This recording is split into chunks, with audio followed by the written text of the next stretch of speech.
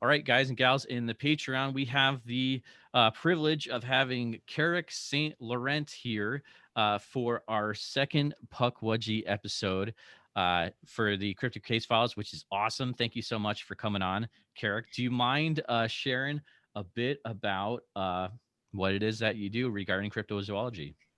Sure.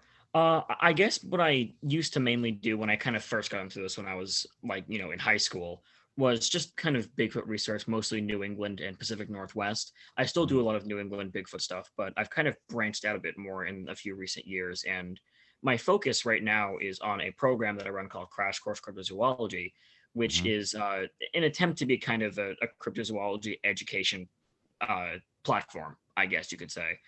Um, and that has led me into producing a few documentaries. I've done a YouTube exclusive one. I've done a feature length one going to DVD, and of course now I'm working on a Pukwudgie documentary. Right. Yes. Oh man, that's awesome. Which I Yeah. didn't even know that you were doing a Pukwudgie documentary when I had um, um, asked you to come on this. I mean, it's like Mm. that's kind of just a interesting coincidence, really. But let's get actually. So one question before we get into it: do you go to Keene State? Sorry, I don't want to. Oh, Do that's you fine. do you hang out in the area of New England where there's three, where Massachusetts, New Hampshire, and Vermont all intersect sometimes? Is there a So connection? yes, yeah, Okay. close to that area. Yeah. Okay, cool.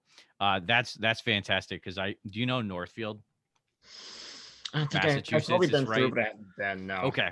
It's like Route 10 right across from where Winchester, New Hampshire is. Okay. Right. Yeah, Right. that's where I grew up. So I was very excited to hear that you because you went to school in that area, right? Right. Right. Yeah, that's pretty cool, man. But that's Yeah. beside the point. Seriously. That's not what people are here to hear. So, um, let's get to it. So, tell me, what is the Pukwudgie in your own words? How do you describe this guy? Okay. So I guess if I had to give like a physical description of the Pukwudgie, I would say Sure. what witnesses tend to report is this very diminutive, small. We're talking 3 feet tall, maximum Hmm. 3.5 feet tall, human-like animal. Some reports, most of them describe it being covered in hair. There's a few that describe it being more bald patterned, with these kind of longer noses, these larger ears out to the sides of their heads. Usually, they're associated with some type of unpleasantness, whether that be just outright aggression, intimidation. Oftentimes, they're linked up with paranormal experiences. If you know anything about the Hockomock Swamp, you know a lot about that, for instance. Um, and it kind of fits into the whole, culturally speaking, the mischievous little person archetype Mm. with Hmm. the kind of like a fairy folk in a way. Um, the Pukwudgie is a Wampanoag term, and it denotes there's a few rough translations, but most agree it means something like the little wild man who vanishes. And it's interesting because in the Wampanoag folklore, they are a particularly aggressive feature. They're the aggressors towards this kind of benevolent giant in the mythology, and they become important to humanity because after the slaying of that giant, they're spread throughout North America outside of their Oh, little modern day Massachusetts contained spot, and kind of exist in the rest of the mythos as a kind of again an aggressive thing towards people, something to not be contending with. interesting. Mm. That actually leads me to one of our questions because I did ask different social media outlets and the Patreon. So, okay, are you ready? Oh, I'm ready. Okay, I don't think you are. So Bigfoot Anonymous asks, which is funny because he's not going to hear this, but that's whatever. Bigfoot Anonymous asks, does a Pukwudgie more resemble an Ewok or a Dobby? That's kind of, I guess, that's a funny joke. That's a That's funny good. Bigfoot Uh, Anonymous joke, but Weirdly enough, I'd have to go with Dobby. You'd I think would I would too. say Yeah. Ewok, but Yep. no, Dobby. Nice, nice. Can you maybe I don't know if we've defined it yet. So define what the word Wampanoag is. So Wampanoag is it's a northeastern tribe. Mm-hmm. Um, their range. I'll have to admit I don't know what it used to be when tribes were obviously much more widespread before colonization occurred, but now it's mostly mainly Massachusetts, and we're talking like Okay. southeastern Massachusetts, central Massachusetts, in the southwestern, so kind of like just southern Massachusetts, I should say.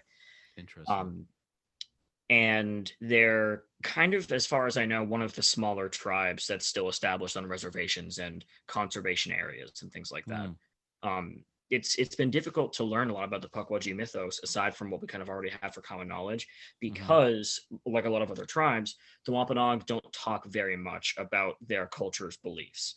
Oh. So definitely there is, I think, some information probably left to be dug up about what the Wampanoag truly believe about Pukwudgies. Hmm. That's very, very interesting. Greg asks, Greg from the Patreon asks, are there other beings in North American lore that could match the description of the Pukwudgie, or is there Yeah, anything like right. that you've run into? Absolutely. There Okay. is a very, very large slew of little people stories. And we're not talking the sort of the more maybe non-human primate like things like orang pendek, although you do find that in the world sometimes. Well, North America has a great abundance of little people stories, and that isn't even just the United States. Canada has a great deal of them. One of the first little people stories we have from modern day Canada is actually retold by the Vikings, Leif Erikson era Vikings, Oh, wow. who described natives of the northern tips of the Canadian area of the continent Mm-hmm. as Skraeling, which they essentially denoted as small natives that only grew to about 3 feet tall. Really? Yeah, that's one of the first Wow. recorded bits of little people information we have from North America. Yeah, Oh, that's cool. yeah, yeah, Oh super cool. man. Yeah, that's okay. That's news to me. That's really cool. I Yeah, like that. seriously.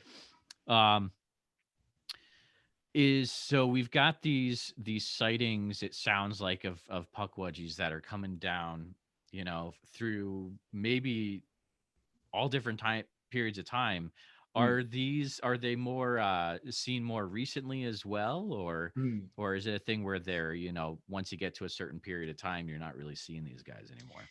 It's tough to tell because Mm, I think the introduction of the Pukwudgie into popular media has definitely fueled some of the numerity of the reports that we're getting.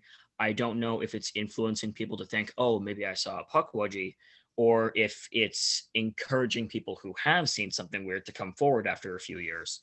Um, One of the things that's kind of propelled me into making this documentary is that mm-hmm. I think, as far as I'm looking into it, for the coverage, the little coverage that the subject gets, there are more little people sightings in the modern era than most people would think. During the Mm, documentary, I got a report that had happened just a few days prior in Arizona of somebody who described seeing a little person. wow. And while talking with them, I showed them different recreations of small human ancestors. And we got to one called Minatagawa Man, which was a far eastern Asian ancestor that only grew to about 3 to 4 feet tall, and Okay. they said it looked exactly like the recreation except the face was different. Um, Whoa, really? so yeah, there's these really interesting bits and pieces that seem to be coming up, and I'm not sure. It's tough because the way that people describe Pukwudgies is not exactly accurate to Native folklore. Native folklore Hmm. describes them more human-like, as far as I know. They're like actually little people, sort of thing. They're more in line with the Oh. hairless Pukwudgie report that you would get from time to time. The kind of weird thing being is that the Pukwudgie that is haired is basically the same thing. It just has hair. That's the only difference that seems to be noticeable there. Um, Hmm. but it is interesting because that's also an identical description to what they have in England sometimes when people report troll sightings. It's the same thing.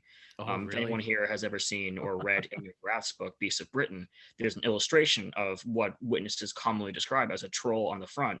And if you compare that description of a troll with Pukwudgie sightings, you get identical descriptions. Oh, Um, wow. yeah, so that's interesting. That's really eye-opening when you look at it from, I want to say, when you start to get into this subject, you're like, okay, you're thinking of like, all right, Bridgewater Triangle, Mm, southeastern Mass, and then um you start to look into it and you're like, okay, now you're looking worldwide. And now Yeah. this is becoming a different story, which is very interesting.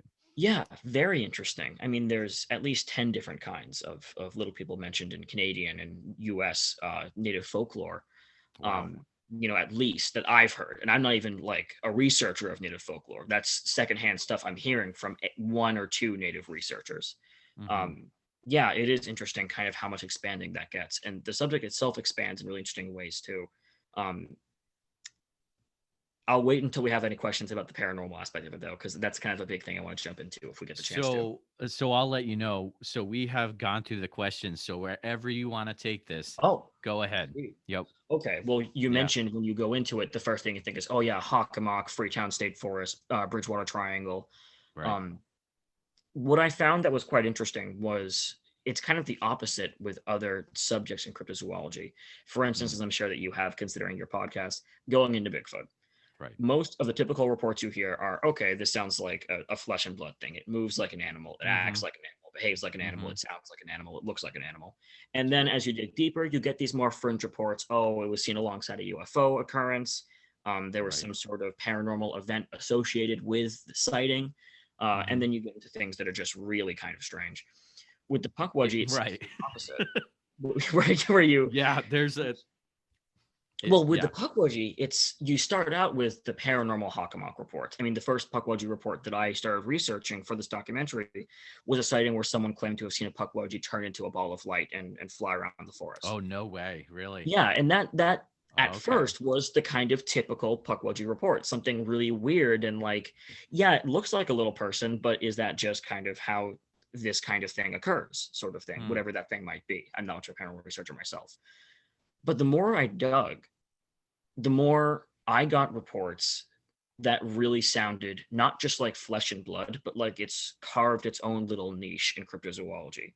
We're talking reports of hunting tactics being observed in one or two of the animals. Whoa. One witness described, two witnesses actually have described that there is a behavior exhibited by whatever this animal was where it would ball itself up when other mammals came by to look Mm-hmm. like those mammals because it's just a ball of hair. The mammal No immediately assumes, oh, way. another fox Oh or oh, man. another squirrel.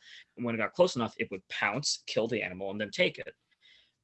There's reports of tool usage, tool building, rudimentary spears, signs of a hunter-gatherer esque society in that way. I don't society maybe is the Wow. wrong word, but certainly Hmm. hunter-gatherer But behavior. Yeah. yeah, I mean, Um, right down to there's a report in Maine of one person seeing a mother Pukwudgie carrying two of its offspring across the yard. So oh wow. yeah, things that get very into doesn't sound very paranormal at all. Hmm. Yeah. That is crazy. I am okay. Good. Good. There we go. Yeah, mine was Yeah. freezing up It's like too. so. Usually that'll happen because right now the internet is crud everywhere, and I'm like, I'm Yeah. just gonna let it play out for a second. I think we're good. Um. So I'm curious to get your take on this.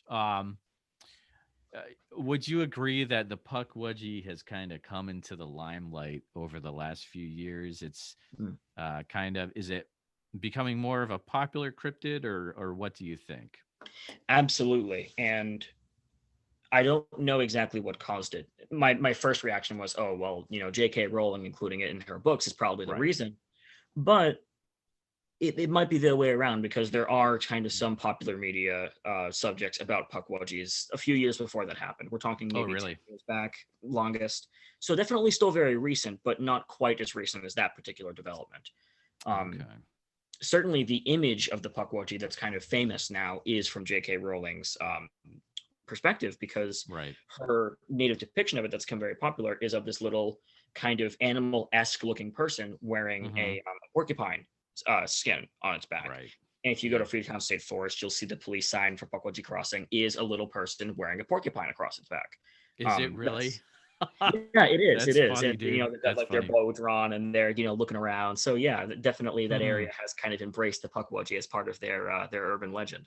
Makes sense. Mm. That is cool. Yeah, Can we absolutely. talk more about uh do you mind sharing a little bit about like the film Wild Mm, Men of the Wampanoag. Maybe just sure. kind of like a brief, you know, some brief info. I don't want you to like, give away the farm, of course, but if you feel Right, comfortable right. sharing anything. Well, the goal is to kind of present the Pukwudgie in a very holistic sense. Hmm. So, for instance, I am somebody who definitely usually falls more into the kind of flesh and blood area of things, Okay. um, only because I find that a lot of things that are considered paranormal tend to actually be um, uncommonly heard of scientific fact. Hmm. So that's one thing I take into consideration a lot. And the thing is, though, is that with the Pukwudgie, there is definitely this air of something weirder going on in some sightings. Yeah. So we do everything from, I mean, the first two trips we've done, which is what we've done so far for the documentary, are really great examples. We went to two locations in New Hampshire, one of Okay. which has, typical habitual hunter-gatherer primate situations from the reports that we got. That's one of the camouflage spots, the use of projectiles to kill animals, Okay. the taking from apple orchards to bring to possible group members and things like that, which is funny actually. That translates into a Pennsylvanian version that's kind of more like a little Bigfoot called the Hmm. Albatwitch, which is, I think, a word born of an old English term. I don't recall the original term, but it meant apple stealer. So Really? Albatwitch roughly translates, yeah, to apple stealer. Oh wow. So there's kind of a bit of crossover with a few more little people stories there, which often happens in this because the Pukwudgie, again, is kind of described not as accurate to native folklore. So if you're going by what the natives say, maybe people aren't seeing Pukwudgies, but something else. Right. Um, but yeah, we went to that spot, nothing paranormal really there. And then we went to this other area, which is a Pukwudgie setting that happened in a haunted graveyard. So, Mm. these two very juxtapositioning areas that really highlight how there is a wide spectrum to the reported nature of these cases. And it was a really interesting experience filming both of them. It was a lot of fun too. Um, can't say we had anything particularly weird happen while we were there, um, but it was really interesting. And I can't really give away Mm. much more than that right now. But I definitely wouldn't want you to either because it's always fun being surprised a little bit as well. But you're doing with this with Alex Petikoff, right? yes, he joined us for our second trip, which was we just did that Okay. last Saturday. Um, Oh man. and I'm hoping to have him narrate for the documentary as well. We've been talking about that. Oh, that would be cool. That That would would be be, really wouldn't cool. it? Um, do you mind? So I've spent a lot of time in New Hampshire Mm, when I grew up out there, and so I'm imagining certain areas that could fit what. And man, I mean, New Hampshire gets wild for people that aren't familiar with it. I mm, mean, you go up into like Colebrook, um, Kangamangas Highway area. I yeah, mean, it's all bets are off. You're seeing 30 moose in dusk time, and sure. they're gonna run over your car. So you got to be careful. But do you mind? Is it northern New Hampshire or southern or? Funny. One is northern, one southern, actually. Oh, funny. Um, Okay, that's so awesome. so it's kind of taking us all over the place right now. I Our love our it. next investigations, we're doing four because we actually want Oh to wow, just for thematic reasons, do one in fall, one in spring, one in summer, and one in winter. I love it. Um, yeah, and kind of this year-round journey for the audience sort of thing. Mm, And our other locations are in Massachusetts and in Maine. okay, that's cool. That's cool. Absolutely. When you're doing your research for this, have you found that there are certain books that you are uh using in your research, Hmm. or have you found there's top books in this cryptid category of Pukwudgies? Not exactly just yet. Not at Mhm. least with specifically Pukwudgie. I mean, obviously there's some media like the Bridgewater Triangle documentary. Right. There was I forget what the show was called. It was Paranormal something or other, and it did an episode on Pukwudgie Hmm. around 8 to 7 years ago, I think, Yep. Yep. which is I think available on YouTube now. Hmm. And I found that what was very interesting to me, rather than directly Pukwudgie, was learning about the small humans that we know existed within our actual fossil record. I Mm. actually found a paper which is written by, if I can just grab it up here really quick to make sure I have Yeah, go it ahead. right. Yeah, I'll find it soon. Anyway, it was a paper on sightings of little people as they are described and related by other cultures Wow. to things like Homo floresiensis and Homo luzonensis or Minatagawa man, Red Deer Cave people. And what I found, especially with sightings like the Arizona sighting, where someone said this looked like Minatagawa man almost exactly, is that there really is a lot of cultural overlap with fossil fact. There's a little person, and I think in Indonesia, referred to as the Ibu Gogo, which means the Hmm. grandmother who devours. And the legend was that they were kind of this Whoa. animalistic tribe of small people, and a couple thousand years ago were driven because it was an island population. So you could do that feasibly with an island population. Oh It's rather yeah. small. Yep. Pushed off into a cave in a battle, and the cave was burned. Um, Hmm. in that proximity is where we found Homo luzonensis. And Homo luzonensis is also seen by some of its digit fossils to Okay. have adaptations still retained in it anatomically for tree climbing. And the Ibu Gogo was supposed to be partially arboreal. So there is kind of this very like that's interesting. That's really interesting that the tribes talk about a Exactly. thing that we would almost expect is exactly what Homo luzonensis would be like if it happened to be particularly competitive. Oh um, man. which a lot of primate species are, obviously. I mean, look at us. We're the last people Right. on the planet mainly because we were very competitive. That Um, is true, actually. yeah, Yeah, we did it. we did. If we can just keep alive ourselves, but whatever. That's the problem. Now we have to That's turn the inward. problem. Yeah. Hmm. Oh man. Yeah, yeah. So that's been an interesting journey for sure. I mean, the fossil record's incredible. Absolutely incredible. And especially when talking about North American little people, we have tons of mammals, including us, that came to North America from the Far East via the land bridge. And right in the area the land bridge would have formed, you had Manatagawa man and you had Red Deer Cave people, Crazy. which Native Americans are descended from Asian populations. That's why there's so much similarity, not only anatomically but genetically too. Hmm. And the only difference is really being some slight variation in skin tone most of the time. Okay. And what's interesting about that is if you had, uh, I suppose you would say, let's say dwarf people or little people, like Natagawa man or red deer cave people that also came over, you would have a population of species today that look like small native people, which is exactly what natives describe. They never said, "Oh, it looks like the Europeans," or "Oh, it looks like this or that." They said, "No, it looks like what we were typically seeing. They look like our people, but they're small." Man. So that was very interesting to learn about too. Just the prospect that it would have been very easy for Red Deer Cave people or Minatagawa man or whatever else might be there to cross here just the way that our ancestors did. Wow. That Yeah, is that is something else. yeah, it really is. Over your years, or however the time that you've been researching Pukwudgie, do you have, and you've been reading all these reports and things like that, do you have a favorite one that stands out that you would be able to maybe share with us? Hmm. Your favorite Favorite one. Pukwudgie encounter or Oh, something of the like. that's a really, really tough one. I know, Um, right? Yeah. I think the one in Maine is probably one of my favorites because it really propelled me into looking for uh, a way that I could do this documentary. Hmm. I can't give the witness's name yet, unfortunately, because we're still Oh, working out details totally. with Yeah. Yeah. that.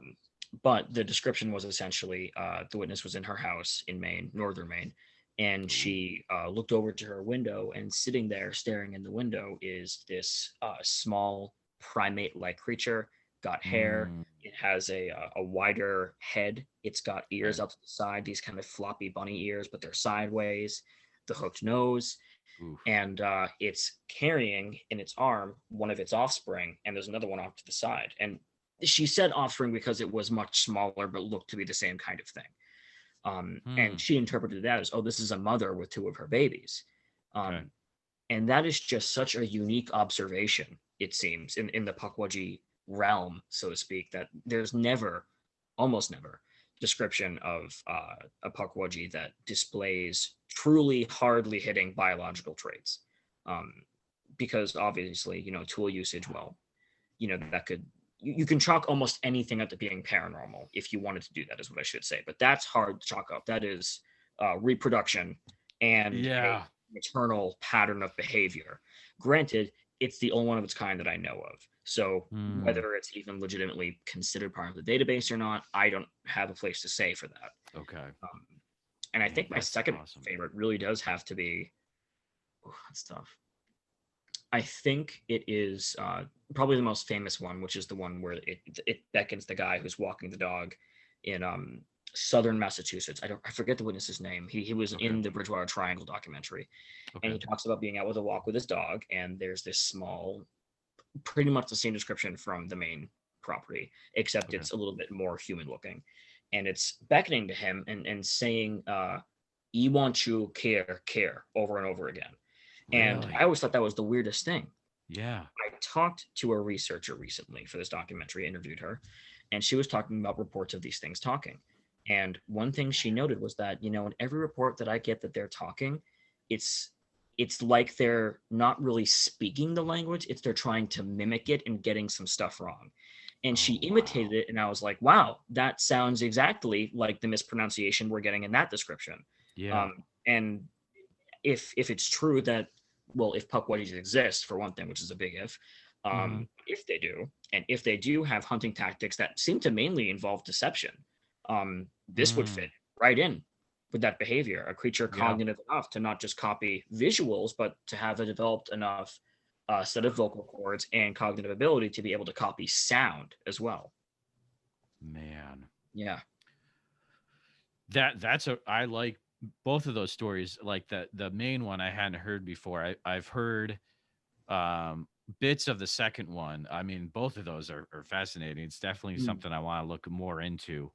Um wow. Something that has come up when I look up this guy is some people, can you talk about how there's sometimes like paranormal mm, aspects associated with the Pukwudgie or maybe yeah. related, or you know what I Right. mean? Mm. Yeah, most of that I've gotten so far is from Hockomock Swamp and Freetown State Forest. Mostly because that's where most Pukwudgie sightings seem to occur, or at least Right. Pukwudgie attributed activity. One of the biggest legends in the Freetown State Forest is to not go to a particular cliff because Pukwudgies will manifest and somehow psychologically mess with you in order to get you to walk off the cliff. Oh wow. Um, of course, there's like one time that a death there has actually occurred, Oh yeah. although people who are missing, like so many urban legends, are attributed sometimes to, oh, the Pukwudgies, they made him do something. Um, Mm, so that's one of the kind of looser examples of paranormal activity related to Pukwudgies. I think you could definitely make the case that imitating sound is a paranormal thing, because some people will interpret that as, oh, well, are they imitating sound or are they actually speaking? Do they actually know the witness's name somehow? Blah blah blah. Well, not blah blah blah, but you know what I mean, et cetera, et yeah, no, I totally cetera. I got It's you. yeah. It's a weird subject, so it's definitely strange to talk about a lot of this, but it's so interesting. I think the most profound paranormal ones that I've heard tend to be the association with lights. Apparitions Yeah. that zoom through the forest, these orbs of light. Again, one report being that a Pukwudgie was observed behind a tree and then it turned into a ball of light and fled the area. That's crazy, man. Yeah, right, Yeah. right. Which is one thing that is often associated with one of the native mythologies, which is says that Pukwudgies have flaming arrows. Um, the association Oh. being, well, and he's talking about flaming arrows or about lights that could be interpreted as flaming arrows. Um, Mm, Obviously right. ambiguous. I don't know. Yeah, Um, that's true. yeah. So definitely the strongest correlations I think are probably in Freetown State Forest and Hockomock Swamp. Um, the one that was seen in the graveyard in southern New Hampshire, it's a supposedly haunted graveyard. Oh, okay. Um, it's the only Pukwudgie sighting I've been able to dig up there. Although what's interesting is that the witness mentioned it reminded her of Grover from Sesame Street. And so at the time, before Right. she knew the word Pukwudgie, she called it the little Grover guy. I've been talking to someone who's going to do a bit of narration for the documentary, who lives in the Hmm. area, and he mentioned he had heard stories of Grover guys. And at first I was like, oh yeah, he's talking about that Whoa. sighting. And later on, when I reread his message, I was like, oh, he's saying stories. And I asked him if he meant just that one. And he's like, no, I've actually never heard of that one until you brought it up. I had heard Crazy. of this from more southern New Hampshire, northern Massachusetts. Oh my goodness, dude. So that's interesting. So they're definitely, uh, the haunted Mm, graveyard was so weird that way because there's two ways to interpret when that kind of thing happens. Let's say all of the events that happened there were true, because obviously that's a big hypothetical. But if it was, there's two ways to look at that. One is there's an association with Pukwudgies and paranormal activity, okay. or, and this is what the native researcher who I've been talking to has mentioned, if you wanted to stay hidden, you'd obviously be where people don't go. And Right. over time, the graveyard has become like less popular to hang out at. Maybe it's not that Pukwudgies are part of the hauntings, but that they go to haunted locations because no one goes to haunted locations because people are too scared to go there. Oh snap. Yeah, totally. So that would That's be a a crazy way to think about it. yeah, that would be a very plausible explanation for why that happens. Yeah. Oh man. Yeah. Dude, I have got a few questions to ask that are very selfish of me, but I'm gonna do it. Go Have for you it. ever been to the Quabbin Reservoir? I have not. I've not. Oh, dude, sen- s- uh, it's it's you know where Franklin. So Franklin County is just in Massachusetts, underneath Keene area, Right, right. and so it's not in that area. It's more east and south. But the Quabbin Reservoir, I would love to get your thoughts on that area. Okay. I bet Alex has been there, but um, it's a town where they ended up actually flooding out the town to cause make a huge reservoir for Central Mass. Hmm, And dude, there's some weird stuff. And we used to go really? hiking in there, and there's some weird stuff, man. You gotta look into it. It's a crazy place. Okay, Um, will do. Also, I am curious. You going to school around Keene State College, Hmm.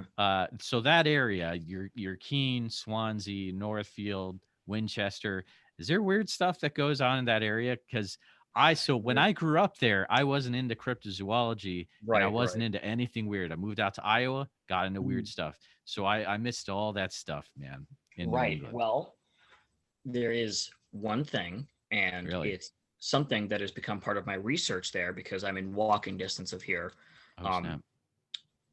in Marlborough, New Hampshire. Yeah, yeah, yeah, There, totally. Yep. yeah. So Yeah. there's one recorded incident there on the BFRO website that describes localization. Really? Yeah, but earlier than the BFRO, and I am so bad with researchers' names lately. I forget who this was, but ask Alexander because he's the one that showed me Okay. this. I will. There is an old archive by this researcher who is hard to contact now. I'm not even sure if he's alive anymore, actually. Hmm. But he had a series of reports that he attributed to what he called the Marlborough monkey. Essentially, we're talking What? Sasquatch reports. No And so one way. day, I think this was in October or November, um, there's actually a video on my channel about this.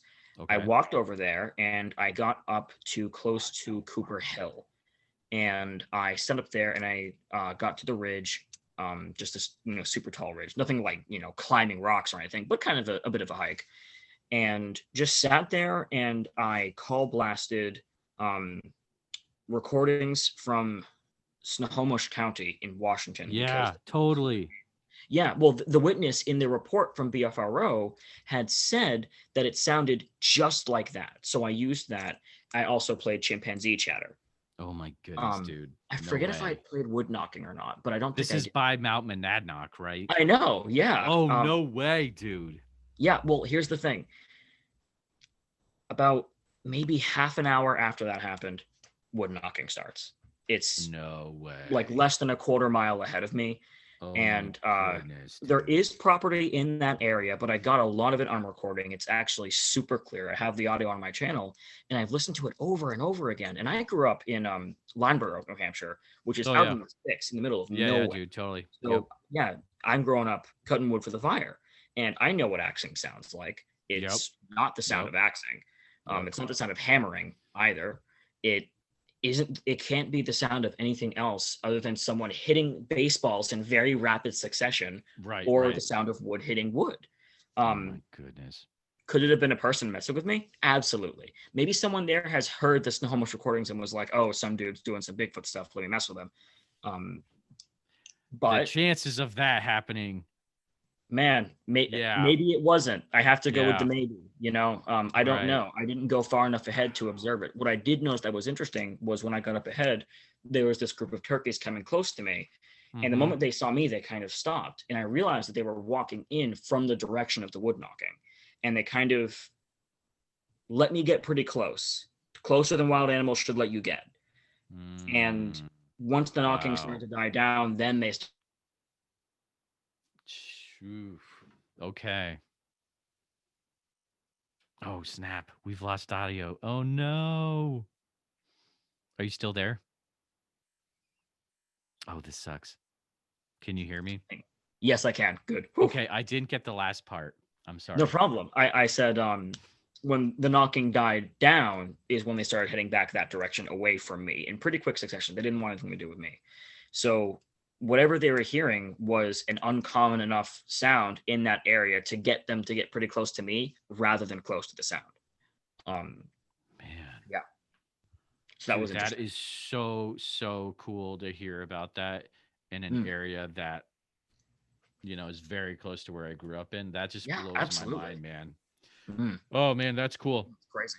That's a place we weren't expecting to go, but I think that the people listening to this will definitely enjoy that too. What's the Mm. particular videos on your channel that have are how what are they titled? The one that deals with the Marlboro Wood Knocks is, I think it's literally called an examination or Hmm. an analysis of wood knocking from Marlboro, New Hampshire. Okay, Um, cool. Pretty Awesome. straightforward. I just put sound into a spectrogram. I examine the intensity, isolate where the noise mainly happens, things like that, just to give the audience an idea of what the recording actually is. That is, I got it. Yep. An analysis Yep. of wood knocking from Marlboro, New Hampshire. Yep. There you I go. will put that link in. Man, that is really cool. Is, oh, geez. You, my friend, have been hiding and you got the knowledge, dude. I love I've it. been found. You and Petticoff are good dudes. My goodness.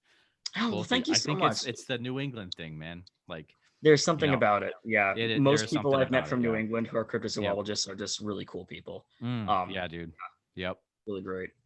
Oh man. Is there anything else uh go, going back to the Puckwudgie, um any other things that would be that you want to make sure that you convey about the Puckwudgie or things we haven't covered?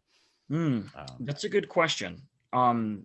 Well, I think a lot of it will probably have to do with kind of uncovering the details about what a Pukwudgie is supposed to be, mm, because I feel like most of the pop culture that has portrayed it so far is a kind of watered down version of the Pukwudgie. It's not very okay. detailed.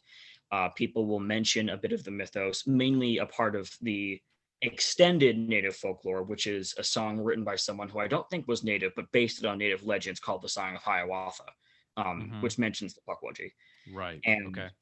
most people will probably, who know the Pukwudgie, have probably heard of the Song of Hiawatha. They know Freetown State Forest and they know Hockomock Swamp. People Hmm. don't know that this is a not even like little people, but specifically what people in New England are calling Pukwudgies is not just all over New England; it's all over North America. This is Hmm. not a New England or even Massachusetts specific phenomenon. Um, Exactly. so that's kind of one of the big points about it. And that kind of leads into the second big point that I've mentioned already, which is just that these reports happen way more often, or at least are reported way more often than most people think. Most people kind of know the big few Pukwudgie sightings and are like, oh yeah, that's the Pukwudgie, sightings. It's kind of like Mothman.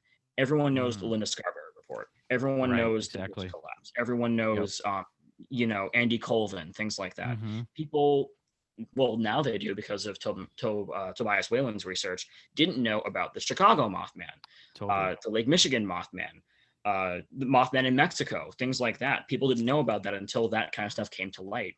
So I think part of the documentary is really just it's it's an attempt to be as thorough on the subject as possible. Hmm. Yeah. I like it. That is awesome. Well, thank you. Man, this has been like super fun. I'm glad it has. Can you I would be let me know when like you're I want to help I want to help you but with the documentary like get the word out, but I also want to do it at the right time. Right. And I know that you don't really have like you're it's sometime this year. Mm. When you get closer to that point, I would love to have a another discussion with you, maybe on the main podcast. You know, Hey, of to get course. the Thank you word so much out. for the That would be invitation. I really really cool. appreciate that.